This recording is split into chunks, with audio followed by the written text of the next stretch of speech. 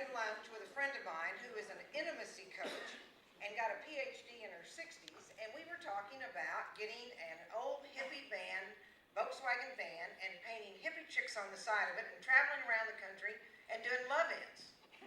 So we were having some fun, and she happened to mention that she had just signed up to go to the New Culture Camp out in the wilderness in Oregon. And I said, well, tell me about that. I'm interested in the new culture for sure. She said, well, it's optional clothing, and most of the people are polyamorous. And I said, well, do I have to take my clothes off or have sex with people I don't know? She said, oh, of course not. You can do whatever you want to. I said, oh, I think I'll go. So I signed up, and I arrived at this wilderness camp out in nowhere in Oregon. And I walked in, and it was like a love-in. There were all these people, and it was like a hippie event. But of course, the hippies are a lot older. There were many people in my age group, and they're still hippies. There were also families. There were also kids, and sometimes those families and kids didn't have any clothes on.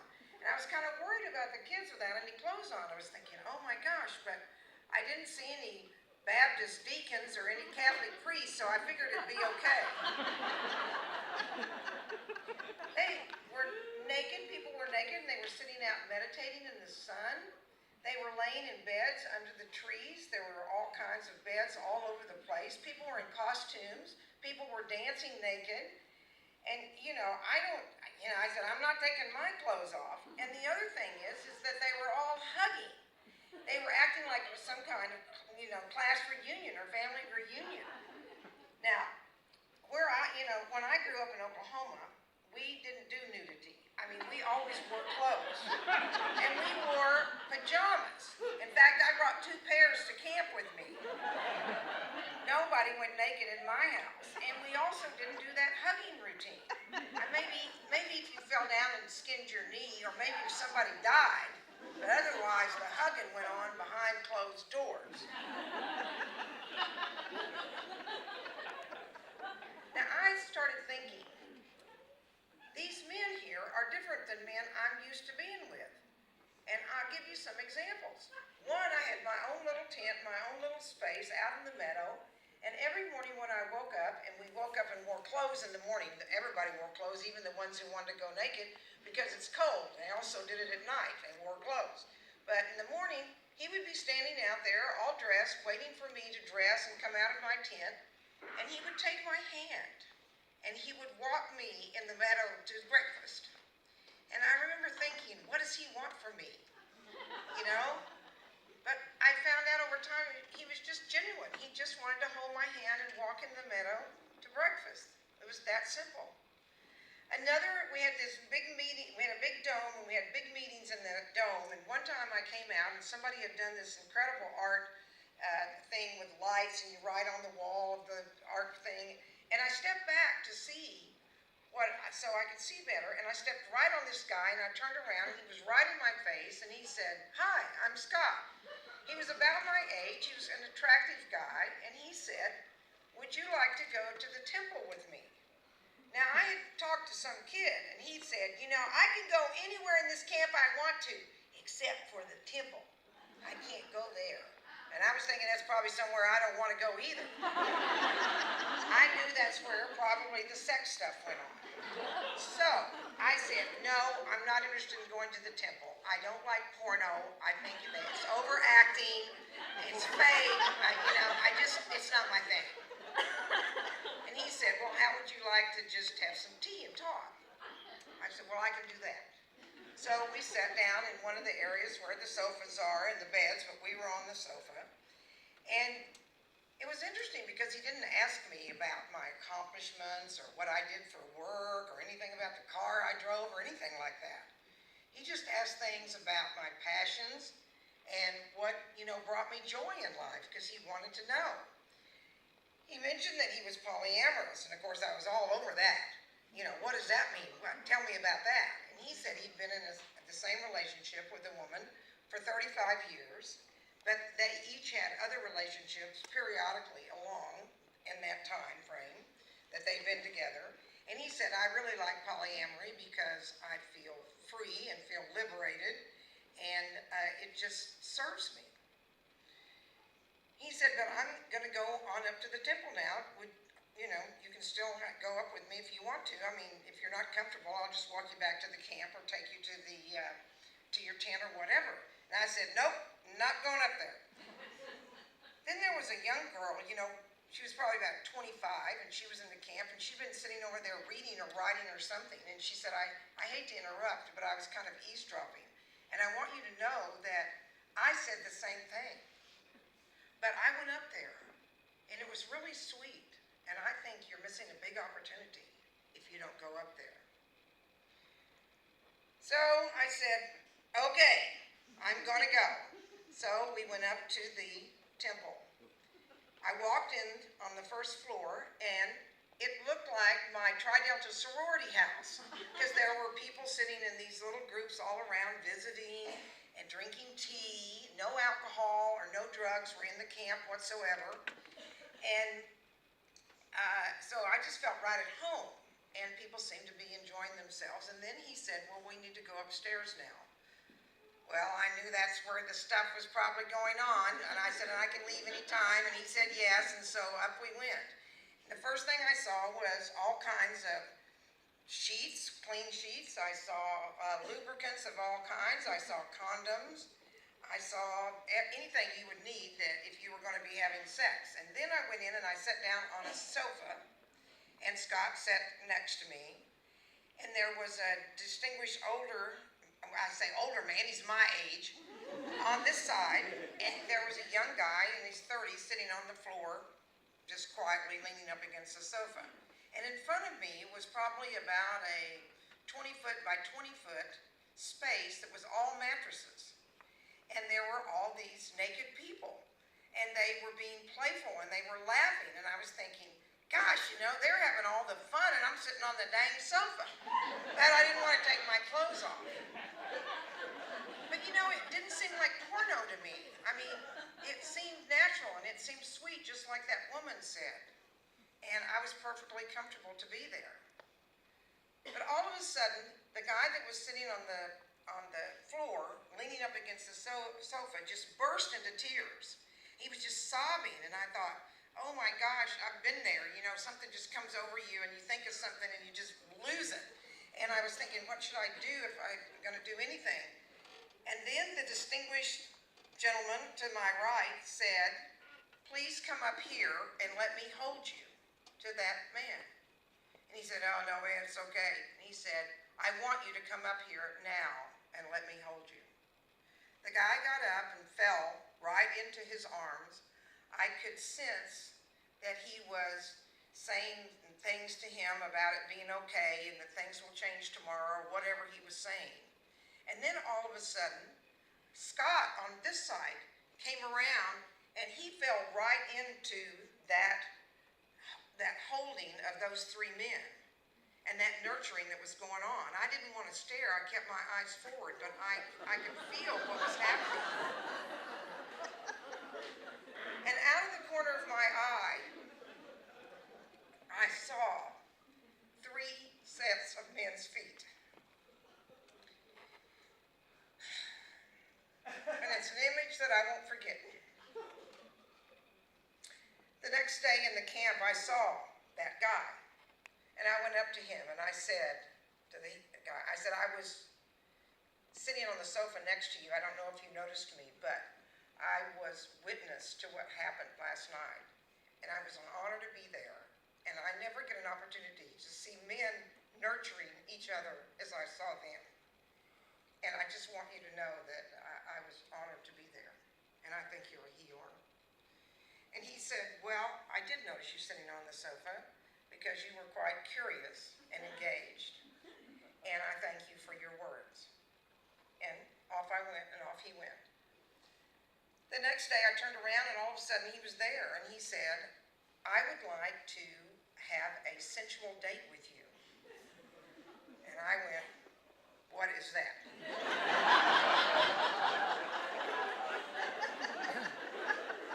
He said, I would like to go up to the temple and just share our sexual energy and see what happens. He could tell I was like a deer in the headlights, so he said, I don't want you to make a quick decision. Take your time. And I want you to know that whether your answer is yes or no, I hope it's yes. But if it's no, I feel very honored to get that no. Because if you can say no to me, that means I can trust your yes. So, I didn't know what to do. I was kind of like thinking, maybe I should pack and just get out of Dodge right now. But I kept hearing in the back of my mind that young girl in that room who said, this is an opportunity that I think you'll regret or you should not miss. There's maybe a few things you need to know about me that are kind of connected to this story. One is, I've never got it right with men. I've never got it right with love and relationships. All that stuff has always been very challenging for me. When I was probably 10 or 12, I was sexually abused by the next door neighbor, the Baptist deacon. And since that time, I have said, no one will ever control me in the way that he controls me. And that has probably been a vein that I've had to work in and had to deal with. The second thing is that with the relationships that I've been in, I've often heard, well, you're kind of bossy and kind of controlling, and you're very high voltage. I don't know what to do with you. So, and one of my friends said, Erilyn, just face it, you're too weird. Nobody can be in a relationship with you. So I don't really quite get it all, but one time I was casually talking to actually Amparo, and I said, you know what? Men think I'm bossy and controlling. What I ought to do is become a dominatrix, and those men would appreciate me. Well, needless to say, Amparo is my director. We did a stage show here in Austin, and we also took that show to New York, and it was pretty interesting. But I can't go into it all right now, but I will tell you that I started by putting an ad in the Chronicle advertising to be a wannabe dominatrix, looking for a willing slave, that I was kind of a Bette Midler with a whip type, and very kind of playful, and the responses were overwhelming.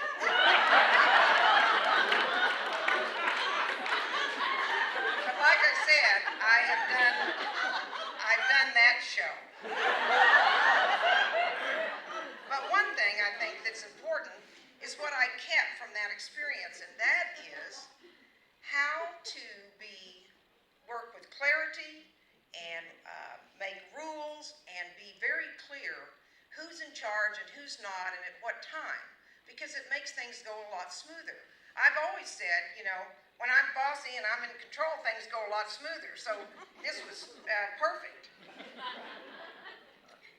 But the rules I set out for my submissive, because if I was going to be the dominatrix, I had to make the rules. So I said, number one, we will meet at the W Hotel at this time and this date. You will be naked when I arrive in the room. You'll put the key outside when I call you from downstairs, and you will be naked. And of course, I had that get-up on, and I had to put it on, and because I couldn't traipse through the W Hotel with it on, so that's why I had him naked facing the wall when I came in. I said there's going to be no alcohol or drugs during our session. Let's see, I'm trying to think of something. I said it's not a boxing match. There's not going to be any blood or anything like that. No brutality. You're not going to get laid, because that's one of the things that was interesting about being a dominatrix. I probably would have never done it, except I found out when you're in charge, you can do whatever you want to. So I didn't have to have sex with him unless I wanted to.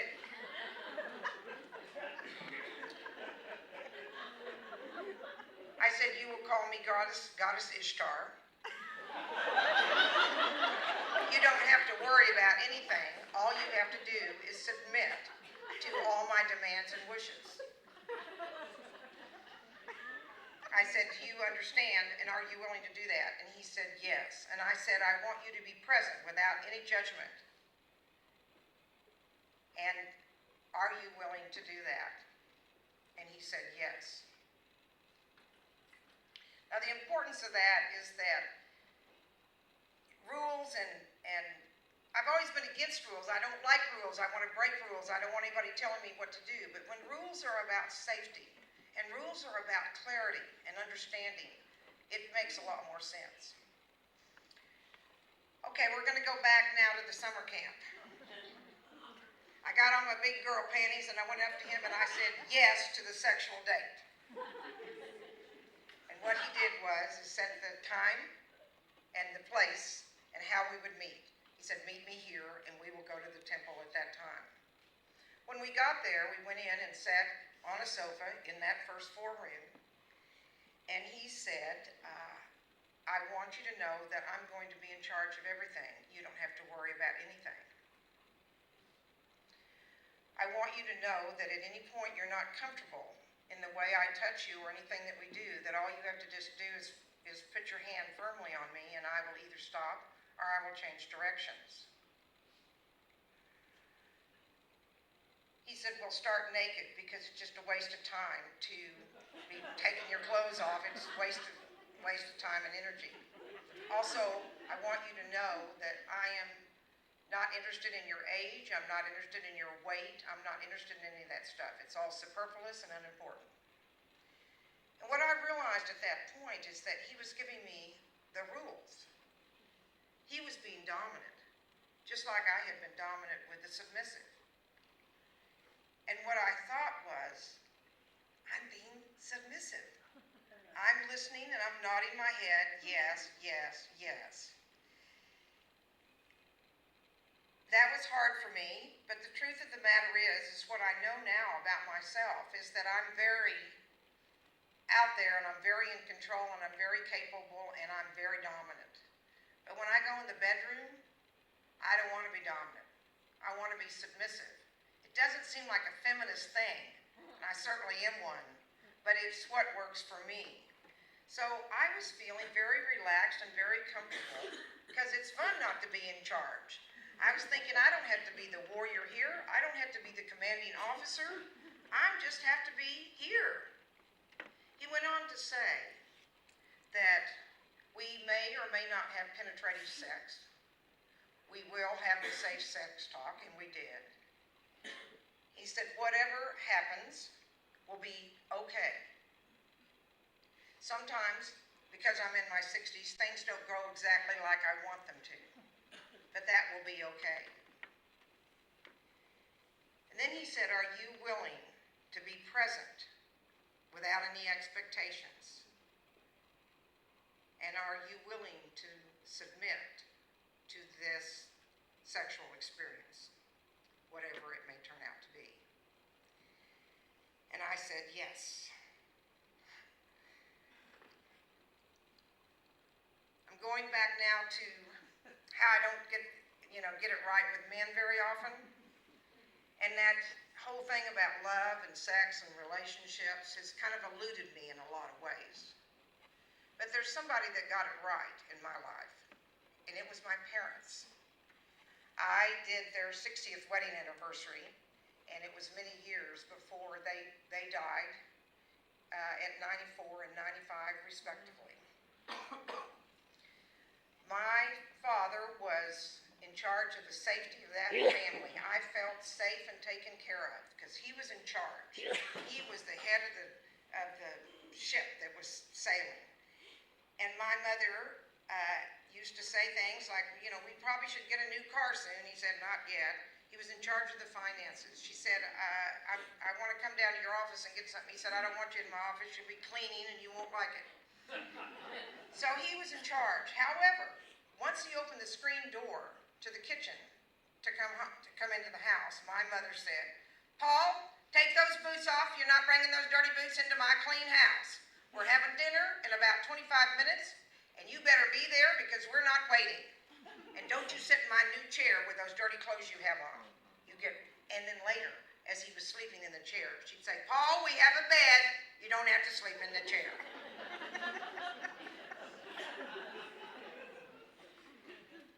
But I think they had the love. The love is a many-splendored thing. And the thing that's important to me is that I grew up in a house of love. I grew up in a house feeling safe. I grew up feeling unconditional love. And that is what my parents gave me.